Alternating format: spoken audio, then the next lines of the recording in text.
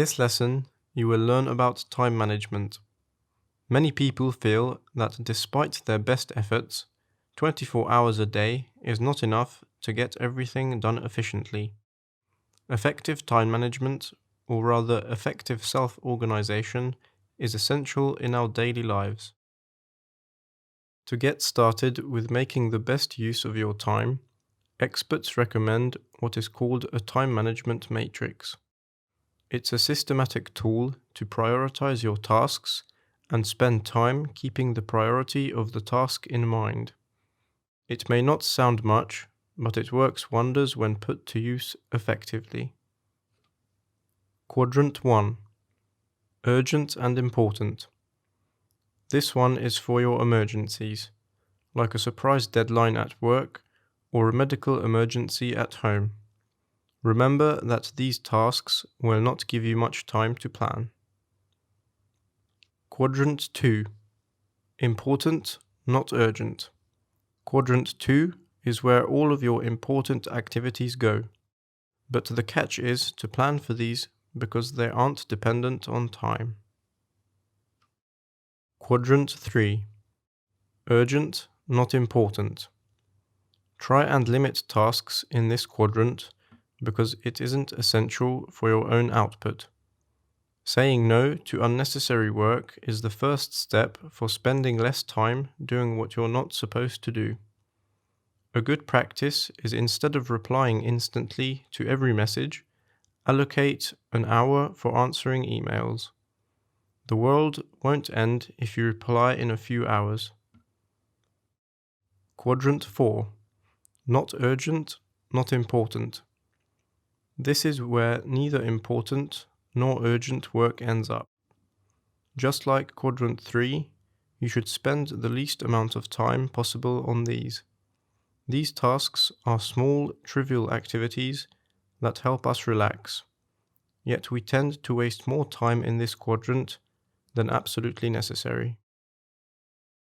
To stop procrastinating on your studying or schoolwork right now, you should identify the smallest possible thing you can do to make progress on it, and then modify your environment to make it as likely as possible that you will do it.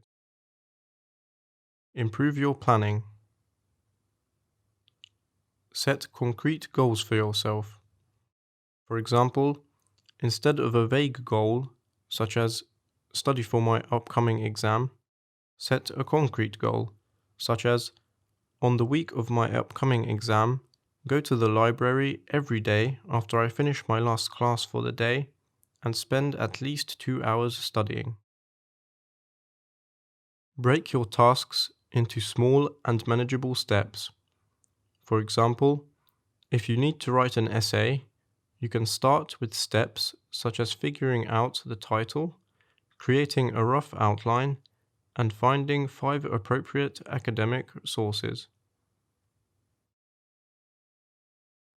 Set intermediate milestones and deadlines for yourself.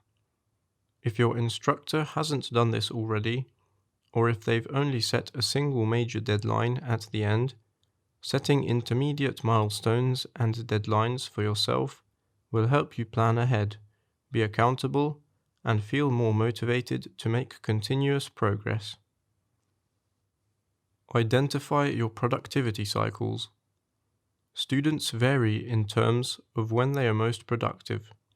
For example, some work best in the morning, while others are more focused at night.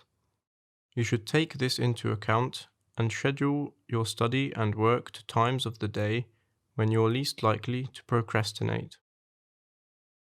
Improve your environment. Change your environment to make it harder for yourself to procrastinate. For example, if you tend to procrastinate on writing essays because you keep browsing social media, turn off your internet connection on your computer before you get to work.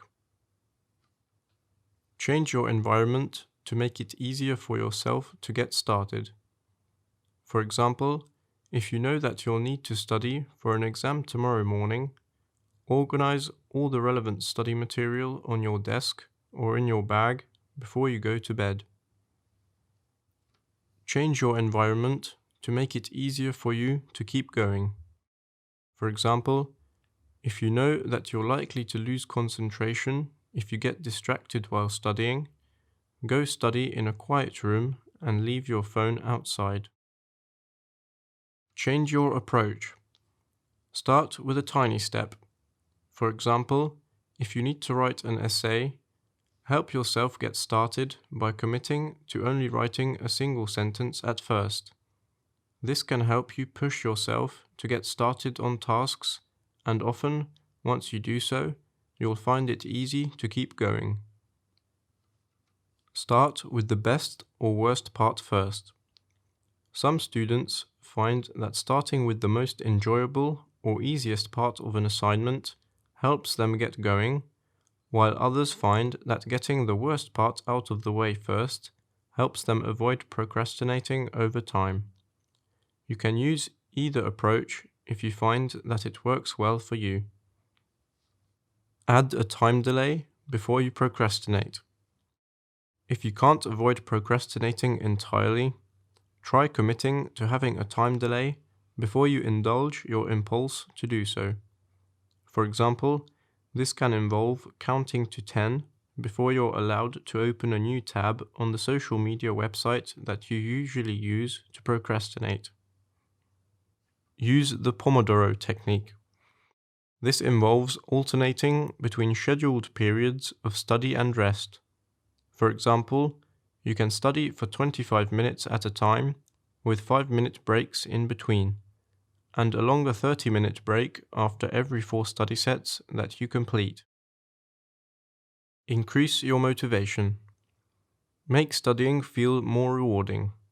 For example, you can gamify your studying by marking down streaks of days on which you've managed to achieve your study goals, and potentially also rewarding yourself once you reach a sufficiently long streak. Make studying feel more enjoyable. For example, if studying in your room is uncomfortable, try going somewhere more pleasant, such as the library. Visualize your future self. For example, you can visualize yourself being able to relax after finishing an assignment. Visualize yourself being rewarded for getting a good grade, or having to handle the issues associated with not studying enough. Focus on your goals instead of your tasks. For example, if you need to work on an assignment that you find boring, then instead of focusing on the assignment, try thinking about your academic goals and about the reason you want to do well on that assignment, such as that you want to get a good grade in the class so you can have a stronger college application.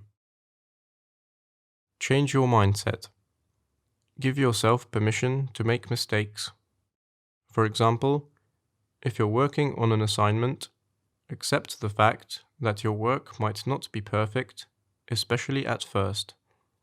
Furthermore, you can decide to start by just getting some initial answers written down, and then go over your work at the end to check if you need to make corrections. Address your fears. If you're procrastinating because you're afraid of something, try to identify your fears and resolve them. For example, if you're afraid that your writing won't be good enough, you can say to yourself that your goal is to just start by getting something written down, and that you can always improve it later. Develop self-compassion. Self-compassion can help reduce your procrastination, as well as various issues that are associated with it, such as stress.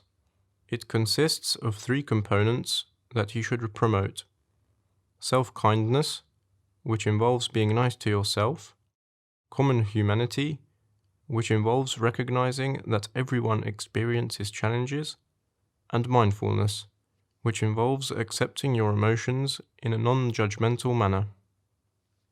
Develop self-efficacy. Self-efficacy is the belief in your ability to perform the actions needed to achieve your goals. It can help you reduce your procrastination as well as associated issues, such as anxiety. To develop self-efficacy, try to identify the various strategies that you can use to successfully study and complete your assignments, and think about your ability to execute those strategies successfully. In this lesson, you have learned about effective time management and self-organization. Remember to fill in the quiz for this section and complete the tasks given for this lesson. Thank you for your kind attention. See you in the last lesson.